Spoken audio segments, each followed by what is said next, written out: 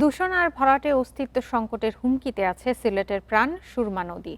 প্রাণ প্রবাহ স্বাভাবিক করতে নদী তীর দখলমুক্ত সহ নানা উদ্যোগের কথা জানায় পানি উন্নয়ন বোর্ড। আর সিটি কর্পোরেশন বলছে নদী রক্ষায় দুপারে ওয়াকওয়ে নির্মাণ সহ নানা পদক্ষেপ নেওয়া হবে।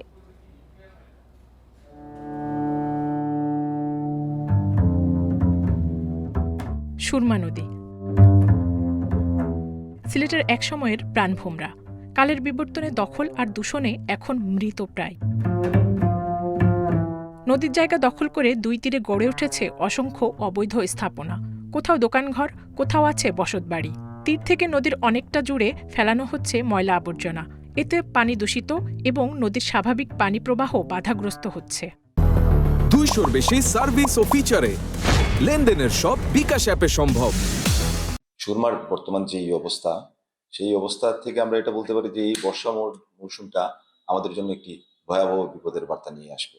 সম্মিলিত প্রচেষ্টার প্রয়োজন, অর্থাৎ নদী সংশ্লিষ্ট যেই সংস্থাগুলো আছে, যেই কর্তৃপক্ষগুলো আছে, সকলের সম্মিলিত পদক্ষেপ ছাড়া এই সমস্যা থেকে উত্তরণের কোনো উপায় নেই। সুরমাকে বাঁচাতে উদ্যোগ নেওয়া হচ্ছে জানিয়ে পানি উন্নয়ন বোর্ড বলছে, পর্যায়ক্রমে উচ্ছেদ অভিযান পরিচালনা করা হবে। 3.5 কিলোমিটার জায়গায় অবৈধ দখল রয়েছে। তো আমরা আশা করি যে খুব শীঘ্রই জেলা প্রশাসনের সাথে সমন্বয় করে, জেলা প্রশাসন, সিটি কর্পোরেশনের বিভিন্ন পৌরসভার সাথে সমন্বয় করে আমরা উচ্ছেদ অভিযান শুরু করব। এদিকে নদীর দূষণ রোধে সিলেট সিটি কর্পোরেশন কাজ করছে বলে জানান প্রশাসক। নদীর তীরে ওয়াকওয়ে নির্মাণ সহ নানা পদক্ষেপের কথা জানান তিনি।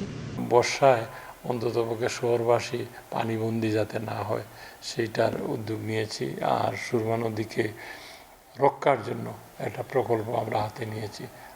দখল আর দূষণ বন্ধ না হলে সুরমা নদী হারাতে পারে তার অস্তিত্ব, এমনই শঙ্কা নগরবাসীর। তাই সংশ্লিষ্টদের আশ্বাস থাকলেও দ্রুত দৃশ্যমান কার্যক্রম দেখতে চান তারা।